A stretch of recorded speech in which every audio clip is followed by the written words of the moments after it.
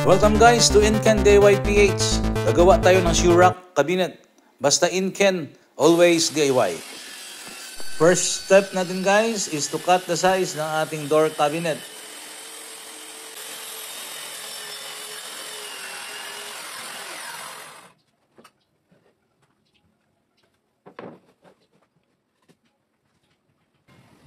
This time, sinusukat natin ang distance ng ating concealed hinges gamit ang Forstner bit.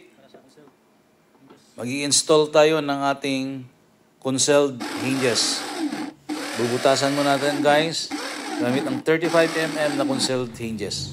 So yun guys, yung mga nagawa natin nabutas sa ating concealed hinges. So next step natin guys, nag-a-apply tayo ng stains sa ating wood.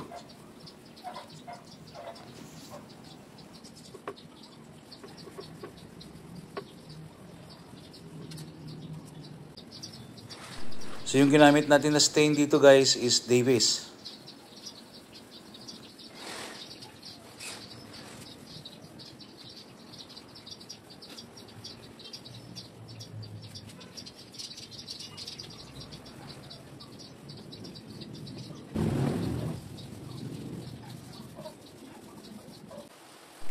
Dito guys, ang ginamit natin dito is hydraulic concealed hinges. Sukat is C1 concealed hinges. Pasensya na guys, habang gumagawa tayo, malakas ang ulan, kaya may ingay yung background natin. Ang lakas ng ulan kasi dito sa amin.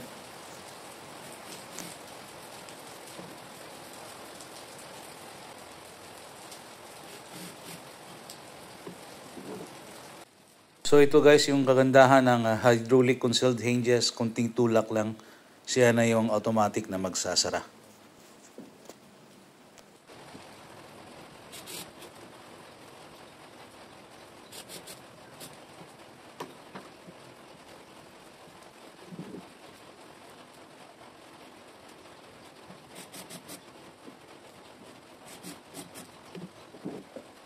Plus yung dating frame, hindi na natin ginalaw. Yung pinalitan natin yung pintuan lang.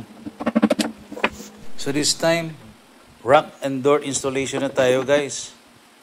Yan, kinabit na natin yung rack. Isunod natin itong ating door. So medyo madilim yung portion na ito.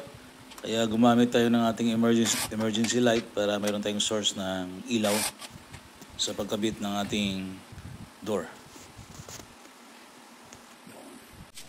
Guys, ayan. Diba?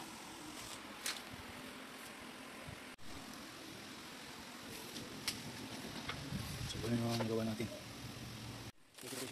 Okay, this time kakabit tayo ng ating handle guys.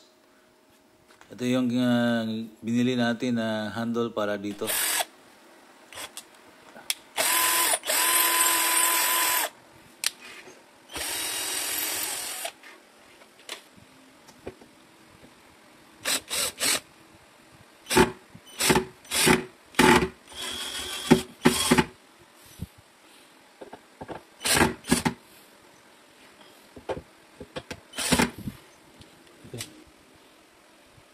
Pag mayroon tayong adjustment, gumagamit tayo ng mano-mano na screwdriver para maiwasan natin mabiyak tong ating door handle.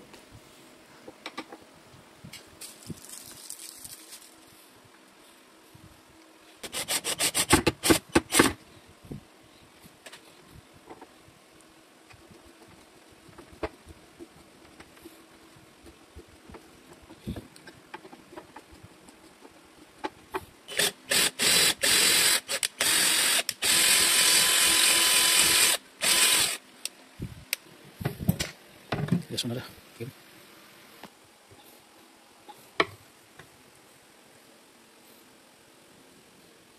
Okay.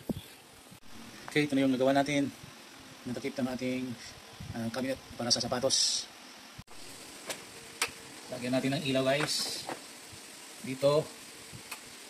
Ayan. Okay. So, patikit natin. Dito sa ilaw natin ang magnet. Dalawa ito. Ito yung isa. Dibalas na natin guys. Ayan.